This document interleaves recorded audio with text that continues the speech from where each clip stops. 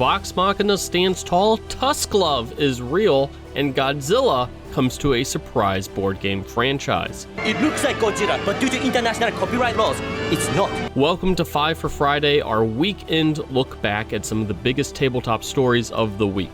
This week, we have a ton of Critical Role news, including spoilers about the latest episode, plus a big Godzilla board game update, and Dimension 20 releasing their own tabletop RPG. Now remember, if you like these kinds of videos, be sure to like and subscribe to support a brand new independent tabletop news channel. Now, on to the news.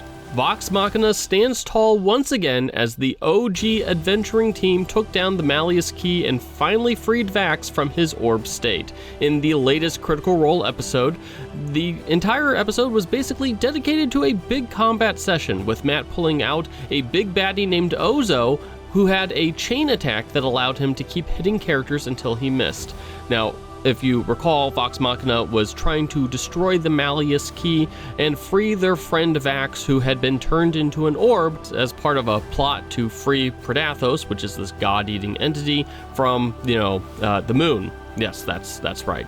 Now, Ozo killed Vex, which required a divine intervention from Pike to bring her back to life, and that led to Percy unloading 100 points of damage on Ozo through a double action surge. Percy also apparently has some residual demonic essence left in him, as he actually hexed Ozo in the process. Now, it was Grog that dealt the winning blow, turning Ozo into a hand puppet, literally. The group also brought back Vax, but learned that he was only alive for a single night. He was still bound to the Matron of Ravens as her champion and stuck in the afterlife. While Vax got to meet his nieces and nephews and spend time with Keyleth, he was still bound to the Matron of Ravens and stuck serving as her champion for forever. Now, this led to some members of Vox Machina considering whether to let Predathos eat the Matron of Ravens to free Vax once and for all, which could be some key additions to the team anti-god and the anti-god sentiment that has been rising up over the course of Campaign 3. I feel so bad for Keyleth. Now, in other Critical Role news, Penguin Random House announced they were publishing an actual version of Tusk Love, the romance novel beloved by Jester that made frequent appearances and references in Campaign 2. The book will be written by romantasy writer Thea Guanzon and will be released in July 2025. Also, Universus announced more details about its Critical Role themed Heroes of Exandria set, which will feature 200 cards plus alternate art versions and chromes. Now, this is a full booster set for UVS, but can be enjoyed as a standalone card game. In other actual play news, Dropout has released the rules for Never Stop Blowing Up for free on their web store. The rule set is based off of Kids on Bikes, with players having stats based on different dice sizes. Whenever a player rolls the highest number on that dice, it blows up into the next largest dice from there on out. Also, when players fail rolls, they receive a turbo token that can be spent in several different ways, including passing an otherwise failed check. You can check out this action-packed game system now.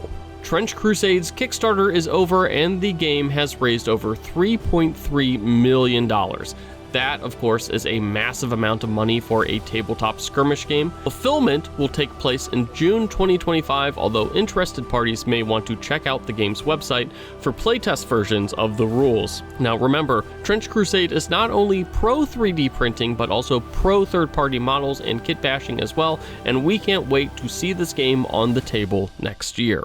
And finally, CMON has announced a new Cthulhu Death May Die season featuring an unexpected guest star. Cthulhu Death May Die Forbidden Reaches will feature new content and a new game mode for the Fast and Furious dungeon crawl game that's all about killing eldritch gods before they kill you.